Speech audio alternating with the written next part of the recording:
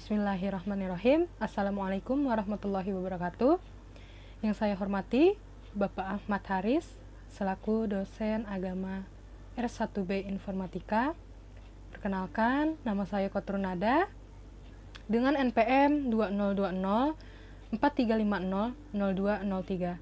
Kali ini saya akan mempresentasikan pengertian akidah, ruang lingkup akidah, tujuan dan manfaat akidah. Pertama adalah pengertian akidah.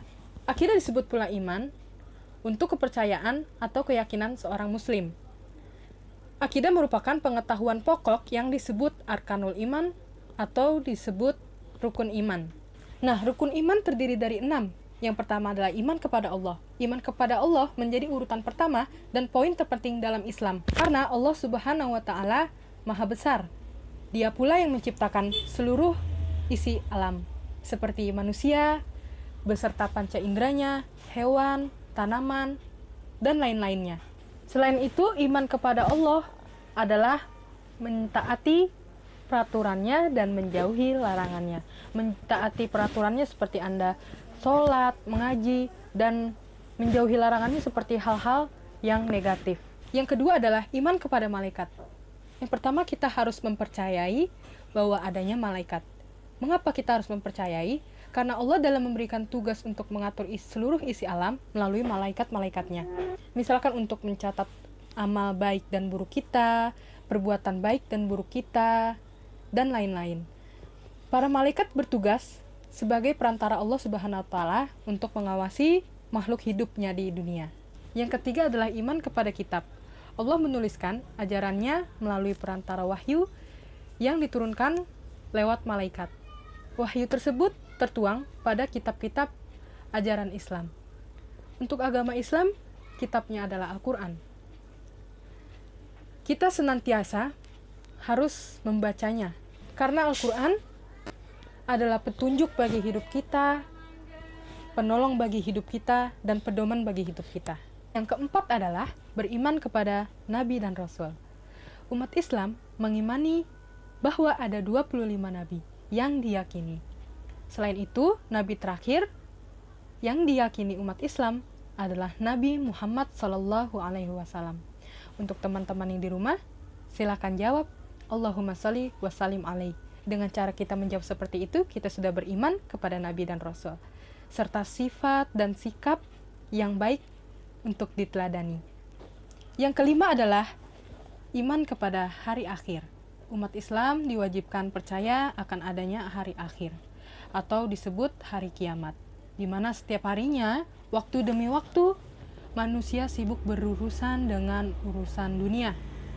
Di hari akhir nanti, semua manusia akan dikumpulkan, dibangkitkan bagi mereka yang telah mati.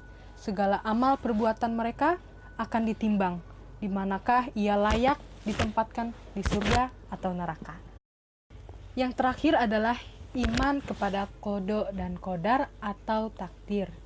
Allah memiliki ketetapan, kehendak, dan keputusannya atas semua makhluk ciptaannya. Andai kata ketetapan, kehendak, dan keputusannya yang tidak bisa diganggu-gugat oleh siapapun.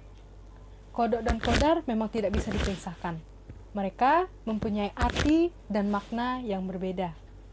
Nah, untuk qada sendiri adalah rencana atau takdir yang sudah dibuat oleh Allah Subhanahu wa Ta'ala sebelum manusia lahir dan sebelum dunia tercipta, baik tentang hidup, kebaikan, keburukan, dan kematian. Nah, yang terakhir adalah qadar. Qadar adalah perwujudan dan ketentuan yang sudah ditetapkan Allah Subhanahu wa Ta'ala, termasuk yang sudah terjadi, akan terjadi, dan belum terjadi. Yang kedua adalah ruang lingkup akidah. Akidah berarti keyakinan, keagamaan yang dianut oleh seseorang dan menjadi landasan segala bentuk aktivitas, sikap, pandangan, dan pegangan hidupnya. Istilah ini identik dengan iman yang berarti kepercayaan dan keyakinan. Masalah-masalah akidah memang selalu dikaitkan dengan keyakinan terhadap Allah.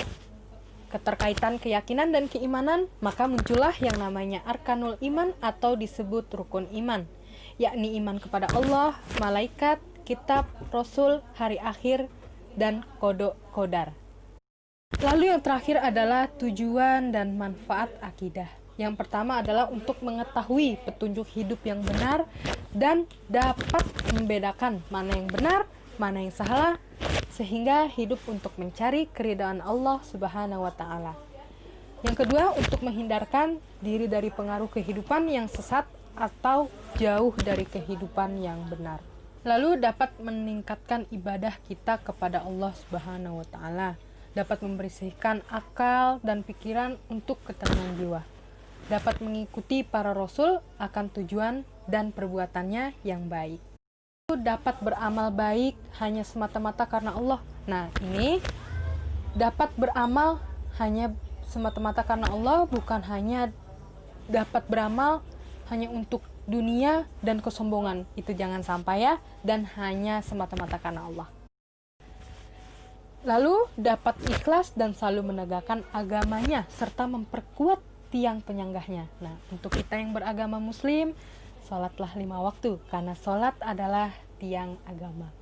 Tidak hanya sholat, tetapi mengaji juga harus dikerjakan ya. Lalu yang terakhir adalah mengharapkan kebahagiaan dunia dan akhirat. Baiklah kalau begitu, sekian presentasi dari saya. Mohon maaf bila ada kesalahan kata. Wabillahi taufiq wal hidayah. Wassalamualaikum warahmatullahi wabarakatuh.